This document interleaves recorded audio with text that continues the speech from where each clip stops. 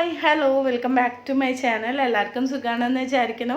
ഞാനും ഇവിടെ സുഖമായിട്ടിരിക്കുന്നു. അപ്പം നമുക്ക് വീഡിയോയിലോട്ട് പോകാം. ഇന്ന് ഞാൻ ചെയ്യാൻ പോകുന്ന വീഡിയോ നമ്മളുടെ മുടി നന്നായിട്ട് വളരാൻ വേണ്ടിയിട്ട് എണ്ണ കാച്ചുന്ന വീഡിയോ ആണ്.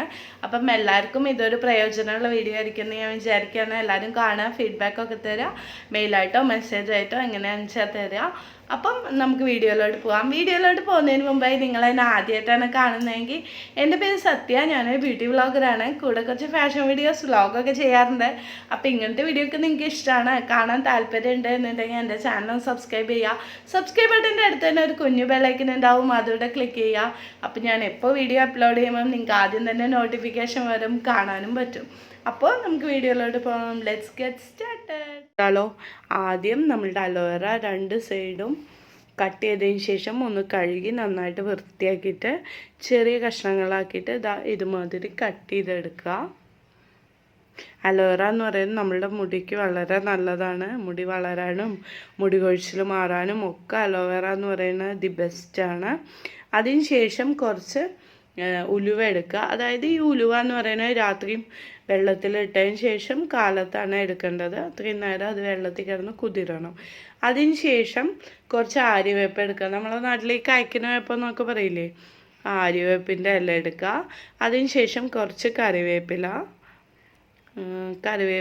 കുറച്ച് നെല്ലിക്ക, ഒരു നെല്ലിക്ക എടുത്താൽ മതി കേട്ടോ, ഒരേ ഒരു നെല്ലിക്ക എടുക്കുക. കുറച്ച് ചെറിയുള്ളി എടുക്കുക. അപ്പം നമുക്കിത് ഒരു മിക്സിയുടെ ജാറിലിട്ടിട്ട് നന്നായിട്ട് അടിച്ചെടുക്കാം. അടിച്ചെടുക്കുമ്പോൾ ശ്രദ്ധിക്കണം, നന്നായിട്ട് അരയണം കേട്ടോ, ഇല്ലെങ്കിൽ പിന്നെ അത് എണ്ണയോട് കൂടി മിക്സ് ആവില്ല, അതങ്ങനെ സെപ്പറേറ്റ് ആയിട്ട് നിൽക്കും. അതിനുശേഷം ഒരു അടി കെട്ടിയുള്ള ചട്ടിയിലോ ഇല്ലെങ്കിൽ പാത്രത്തിലോ എടുത്തിട്ട് അത് നന്നായിട്ട് തിളപ്പിക്കുക. അതിലോട്ട് കുറച്ച് നന്നായിട്ട് ചൂടായിട്ടുള്ള വെളിച്ചെണ്ണ ഒഴിക്കുക. നന്നായിട്ട് ചൂടായിട്ടുള്ളത് ഒഴിക്കണം കേട്ടോ, അപ്പോഴാണ് അത് മിക്സ് ആവുള്ളൂ. നന്നായിട്ട് മിക്സ് ആയതിന് ശേഷം അത് തിളയ്ക്കുന്ന വരെ നന്നായിട്ട് നമ്മൾ ഇളക്കിക്കൊണ്ടിരിക്കുക.